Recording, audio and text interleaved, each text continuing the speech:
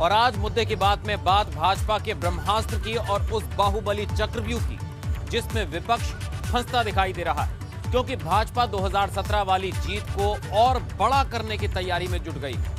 दिल्ली में बैठक हो रही है तो वहीं यूपी में भाजपा के योद्धा अपने सहयोगियों से अपना वोट प्रतिशत को और ज्यादा बढ़ाने की तैयारी में जुटे हुए हैं। ऐसे में बड़ा सवाल यह कि विपक्ष भाजपा के इस ब्रह्मास्त्र से कैसे निपटेगा, ये रिपोर्ट देखिए।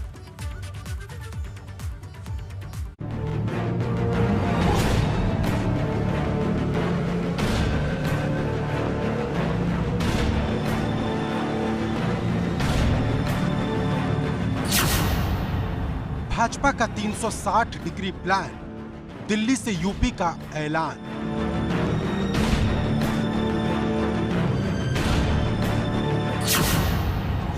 भाजपा का ब्रह्मास्त्र, बाहुबली चक्रव्यूह में विपक्ष।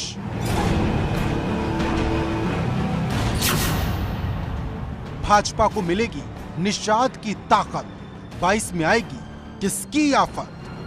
नहीं मिलेगा तो हमें सड़क उतरना के नहीं जाना। कितने लोग उतरने के लिए तैयार हो जाए इंशाअल्लाह। दिल्ली में चली मैराथन दौड़ ने यूपी की धड़कनें बढ़ा दी हैं। मुख्यमंत्री योगी आदित्यनाथ यूपी जीतने का मास्टर प्लान तैयार करने में लगे हैं। वहीं भाजपा के दूसरे बड़े बड़े योद्धा विपक्ष को घेरने के लिए चक्रव्यूह बुनने में लगे हैं। ये एक कॉकटेल है, इनका कोई अब धीरे धीरे वजूद इनका समाप्त हो गया है, इसलिए फिर एक दूसरे के कंधे पर चढ़ने का काम करते हैं। पहले समाजवादी पार्टी की सरकार थी, पूर्ण मोहम्मद की अखिलेश जी की सरकार थी, लेकिन उन्होंने राहुल जी के साथ समझौता कर लिया। राहुल जी भी डूबे और अखिलेश जी भी डूबे। आशीर्वाद किसे मिलेगा किसे नहीं मिलेगा ये नेता नहीं तय करता, ये जनता तय करती है। लेकिन अखिलेश यादव जी कमज़ोर खिलाड़ी हैं, या निशानेबाजी करने का उन्होंने कहीं ट्रेनिंग नहीं लिया है, इसीलिए बार बार उनका निशाना चूक जाता है। अनेकों बार निशाना लगाने के बावजूद भी बीजेपी पर अभी कभी भी कोई वार नहीं कर पाए, बीजेपी को प्रभावित नहीं कर पाए। निशाना उनका हमेशा चूकता रहा है और आगे भी चूकता रहेगा। भाजपा की रणनीति 22 में फर्स्ट डिवीजन पास की है, मतलब 2017 के चुनाव में भाजपा को करीब 40% वोट मिले थे। अब भाजपा अपने सहयोगी निषाद पार्टी को साथ लेकर अपने टारगेट को 60% तक ले जाना चाहती है, ताकि यूपी की जंग में विपक्ष के लिए कोई गुंजाइश ही ना बचे। दरअसल निषाद पार्टी पूर्वांचल की 16 जिलों में अपने दबदबे का दावा करती है। उसके दावे के मुताबिक यूपी की करीब 100 सीट पर पकड़ है, यानी निषाद जिसके साथ जाएंगे ये सीटें उसी की हो जाएंगी। और मौजूदा तस्वीर से साफ है कि संजय निषाद का झुकाव भाजपा की तरफ है। पहली बार है कम से कम इतने बड़ा दल है, वो एक है कि नहीं अपने सिंबल पर कैसे कितनी सीटें लड़ सकते हो। तो निषाद पार्टी के कार्यकर्ताओं के लिए खुशी है कि अपने सिंबल पर कम से कम दर्जन भर सीटें लड़कर हम लोग विधानसभा में जाएंगे और इनका आरक्षण भी मिलेगा, इनके मुकदमे वापस होंगे, इनके तालघाट नदी भी मिलेंगे और निषाद पार्टी का झंडा भी विधानसभा में। भारतीय जनता पार्टी निषाद पार्टी जैसे सहयोगियों को साथ लेकर विपक्ष के पिछड़े सम्मेलन वाली राजनीति पर बड़ी चोट करने की तैयारी में है और रही सही कसर मंत्रिमंडल की विस्तार में पूरी हो जाएगी। माना जा रहा है कि मंत्रिमंडल विस्तार में कुछ ऐसे चेहरे हो सकते हैं जिससे न सिर्फ सभी जातियों को सेट करने की कोशिश होगी, बल्कि पार्टी के खिलाफ उठे विरोध को भी खत्म कर दिया जाएगा। हालांकि मंत्रिमंडल विस्तार कब होगा ये फैसला यूपी सरकार करेगी। मंत्रिमंडल का विस्तार किया जाना या ना किया जाना पूरा का पूरा माननीय मुख्यमंत्री के विवेक पर निर्भर करता है। ये उनका विशेषाधिकार है, करते हैं या नहीं करते हैं, इसमें पूरी तरीके से वो स्वतंत्र है। वहीं यूपी में जीत का परचम लहराने के लिए भाजपा 23 अगस्त को बूथ सत्यापन की शुरुआत करने जा रही है, जिसका मकसद 2 करोड़ सदस्यों को पार्टी से जोड़ना होगा। जानकारों की माने तो यह भाजपा का 60% प्लान वाला हिस्सा ही है। लेकिन बड़ा सवाल यह है कि भाजपा अपने इस लक्ष्य के कितना करीब पहुंच पाती है, क्योंकि इससे भाजपा को भले ही कोई फर्क ना पड़े, लेकिन विपक्ष के लिए ये बड़ी घेराबंदी जरूर है। अब विपक्ष भाजपा के इस बाहुबली चक्रव्यूह से कैसे निपटता है और इसकी क्या काट खोजता है, ये देखना होगा। लखनऊ से अनुभव शुक्ला के साथ ब्यूरो रिपोर्ट, एबीपी गंगा। तो भाजपा के ब्रह्मास्त्र के बाद मुद्दे की बात में अब बात डबल इंजन पर अखिलेश यादव के डबल अटैक, क्योंकि भाजपा जिस डबल इंजन की सरकार को लेकर विपक्ष को घेरती रही है, अब अखिलेश यादव ने उसी डबल इंजन सरकार पर निशाना साधा है। वहीं दूसरी तरफ बसपा और कांग्रेस भी भाजपा पर हमलावर हैं, लेकिन अलग अलग मोर्चों पर, क्योंकि शुक्रवार को विपक्ष को एकजुट करने की एक कोशिश कांग्रेस ने की थी, जिसमें कई दलों के नेता शामिल हुए, लेकिन सपा और बसपा इसमें दूर ही रहे। और ऐसे में सवाल बड़ा है कि क्या विपक्ष की लड़ाई भाजपा की डबल इंजन वाली सरकार से है या खुद से? ये रिपोर्ट देखिए और समझिए विपक्ष आखिर खड़ा कहां।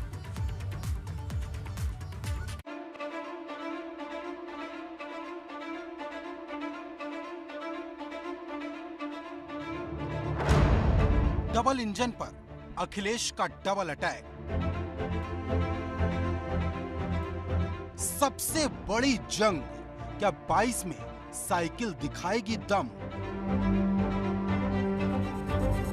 लड़ाई देश के सबसे बड़े सूबे की है तो जंग भी बड़ी होगी, और अखिलेश यादव के तेवर बताते हैं कि 22 में बाइसिकल के लिए किसी से भी टकराने के लिए वो तैयार है। 2017 के चुनाव में प्रधानमंत्री मोदी ने डबल इंजन वर्सेस डबल युवराज का नारा देकर सपा और कांग्रेस के गठबंधन की हवा निकाल दी थी। अब 4.5 साल बाद अखिलेश यादव डबल इंजन की सरकार पर निशाना साध रहे हैं।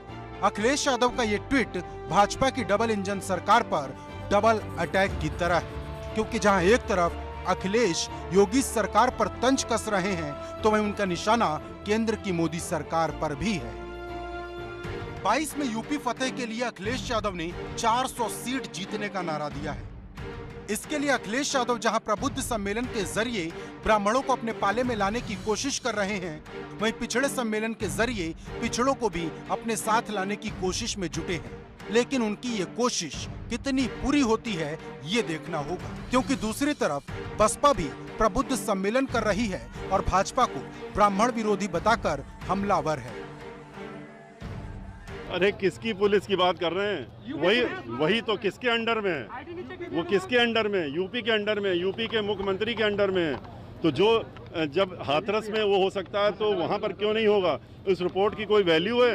हमारी सरकार आने दीजिए, दोबारा से इन सब चीजों को देखा जाएगा।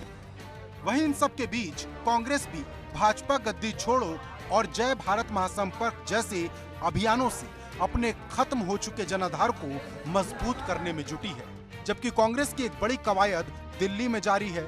शुक्रवार को सोनिया गांधी ने 19 दलों के नेताओं के साथ बैठक कर विपक्ष को एकजुट करने की कोशिश की, लेकिन इसमें बसपा और सपा जैसे दल शामिल ही नहीं हुए। मतलब विपक्ष की एकजुटता कहीं ना कहीं खतरे में नजर आ रही है। ऐसे में बड़ा सवाल ये है कि क्या यूपी में विपक्ष बिना एकजुटता के मैदान में उतरेगा, और उतरेगा तो क्या भाजपा की डबल इंजन वाली सरकार से टक्कर ले पाएगा? क्योंकि ट्वीट करके डबल इंजन की सरकार पर निशाना साधना या सम्मेलन के जरिए भाजपा को ब्राह्मण विरोधी बताना और बात है, क्योंकि असली लड़ाई तो जमीन पर होगी जब भाजपा अपनी पूरी तैयारी के साथ मैदान में उतरेगी। क्योंकि अभी तक तो यही तय नहीं हो पा रहा है कि विपक्ष की लड़ाई खुद से है या भाजपा से। अखिलेश कई बार ये सवाल कांग्रेस और बसपा से पूछ भी चुके हैं, लेकिन इसका ठीक सा जवाब न कांग्रेस की तरफ से प्रियंका गांधी वड्रा ने दिया और न ही मायावती ने। ऐसे में पूरे प्रदेश की निगाहें इस बात पर टिकी हैं कि 22 की लड़ाई विपक्ष वर्सेस विपक्ष होती है या Bhajpa versus all. Bureau report, ABP Ganga.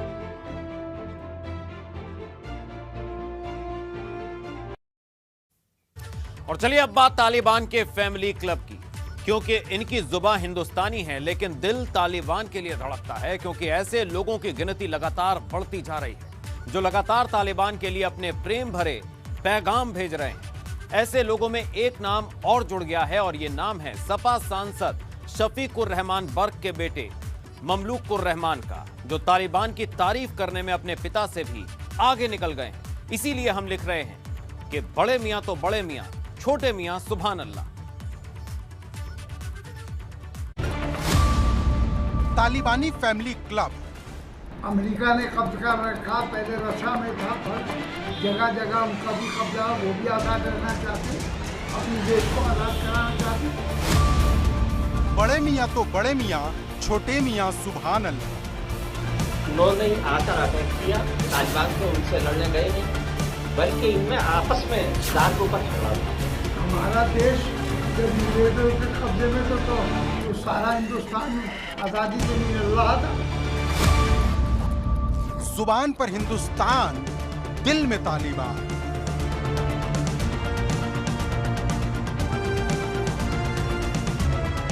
बहुत पहले एक फिल्म आई थी, नाम था बड़े मियां छोटे मियां। अब सपा सांसद शफीकुर रहमान बर्क और उनके बेटे मलुक रहमान बर्क के तालिबानी प्रेम को देखकर यही लगता है, इनकी जुबान तो हिंदुस्तानी है लेकिन दिल तालिबान के लिए धड़कता है। इन्हें ना तो अफगानिस्तान में हिंसा नजर आती है, ना चीख, ना पुकार और ना ही अफगानिस्तान के लोगों की बेबसी। इन्हें सिर्फ तालिबान पर प्यार आता है। देखते हैं कि हमारा देश जब अंग्रेजों के कब्जे में तो सारा हिंदुस्तान आज़ादी के लिए लड़ रहा था। अब वहाँ का भी अब अमेरिका ने कब्जा कर रखा, पहले रक्षा में था, जगह जगह उनका भी कब्जा, वो भी आज़ाद रहना चाहते, अपने देश को आज़ाद कराना चाहते। ये तो उनका पर्सनल मामला है, इसमें हम क्या दखल देंगे। देखिए, जहाँ तक तालिबान का ताल्लुक है तो वो एक मुद्दत से 20 साल से तो सुपर पावर्स ये जितनी भी हैं, अमेरिका है, जापान है, बरतानिया, इनसे लड़े। इससे पहले 10 साल रूस से लड़े और बिना किसी वजह के उन्होंने ही आकर अटैक किया। और अफगानिस्तान तो मतलब तालिबान तो उनसे लड़ने गए नहीं, बल्कि इनमें आपस में देश में ही उसमें मतलब ये इक़्तिदार के ऊपर झगड़ा था। यूपी में तालिबानी फैन क्लब की कोई कमी नहीं है, एक ढूंढेंगे तो 1000 मिल जाएंगे। लेकिन पहले आप इन 4 लोगों से मिलिए, क्योंकि कोई इसमें सांसद है तो कोई सांसद का बेटा, तो कोई मशहूर शायर और कोई all India Muslim personal law board का सदस्य। अब सोचिए, जिस अफगानिस्तान में कभी अमन और चैन हुआ करता था, वहां तालिबान ने जिंदगी नर्क कर दी है।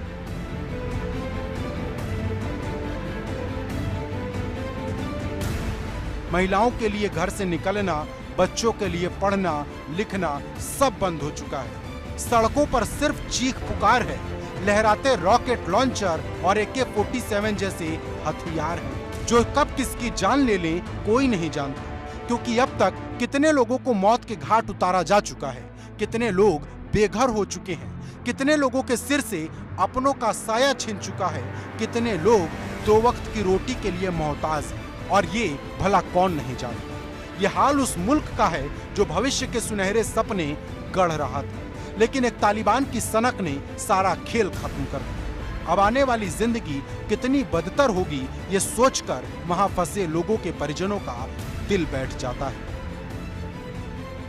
जग बहादुर की 6 बेटियां हैं, ये कहीं कमाने वाले हैं, इनको तो दिक्कत है। हम लोग भी चाह रहे हैं, इनके परिवार भी उनका चाह रहा है कि सरकार से हम लोग गुहार लगा रहे हैं। हम लोग चाहते हैं कि जल्द से जल्द वो अपने वतन को वापस आ जाएं। ऐसे में अगर कोई तालिबान को देवदूत बताए, उन पर प्यार लुटाए, तो सवाल तो उठेंगे ना।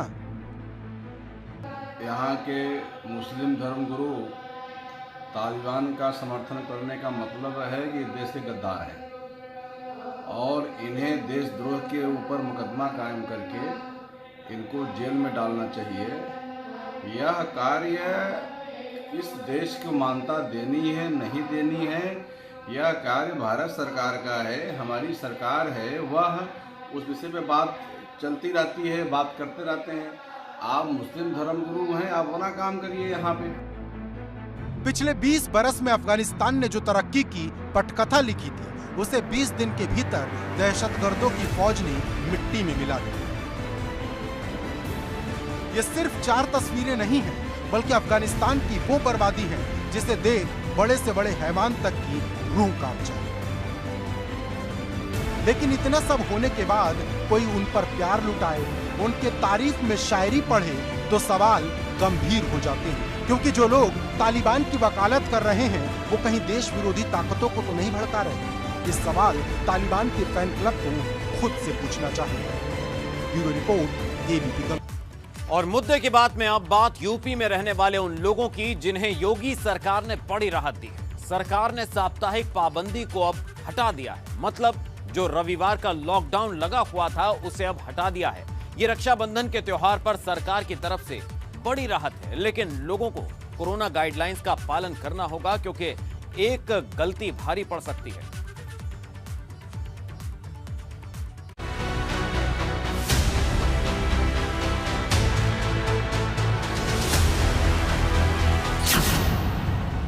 यूपी को मिली पूरी राहत, लेकिन याद रखनी होगी हिदायत।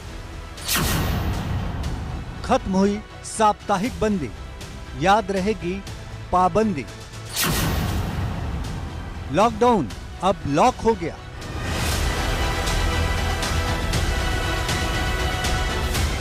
लंबी चली पाबंदियों के बाद उत्तर प्रदेश को कोरोना से पूरी राहत मिल गई है। जो रविवार का लॉकडाउन अब तक लगा था, योगी सरकार ने अब उसे भी हटा दिया है। रक्षाबंधन के त्योहार से पहले ये सरकार की तरफ से बड़ी राहत है, क्योंकि वीकेंड लॉकडाउन के चलते न सिर्फ बाजार बंद थे बल्कि आवाजाही पर भी पाबंदी थी। ऐसे में योगी सरकार ने त्योहार पर उन व्यापारियों को बड़ी राहत दी है जिनका व्यापार कोरोना काल में बेपटरी हो चुका था। हालांकि योगी सरकार ने लॉकडाउन को खत्म जरूर किया है, लेकिन कोरोना प्रोटोकॉल का लोगों को सख्ती से पालन करना होगा। मतलब 2 गज की दूरी का पालन और चेहरे पर मास्क लगाना होगा। आपको बता दें कि यूपी में कोरोना की रफ्तार दूसरे राज्यों के मुकाबले थम चुकी है। यही वजह थी कि राज्य में सिर्फ रविवार के दिन लॉकडाउन लगा हुआ था, लेकिन मौजूदा स्थिति को देखकर सरकार ने उसे भी हटा दिया है। लेकिन यहाँ एक बात ध्यान रखनी होगी कि नाइट कर्फ्यू जो रात 10 बजे से सुबह 6 बजे तक है वो लागू रहेगा, और अगर कोई इसका पालन नहीं करेगा तो उस पर कड़ी कार्रवाई होगी। वैसे ये योगी सरकार की बड़ी उपलब्धि है, क्योंकि जहां देश के दूसरे राज्य अभी तक कोरोना से जूझ रहे हैं, वहीं यूपी ने कोरोना पर करीब जीत हासिल कर ली है।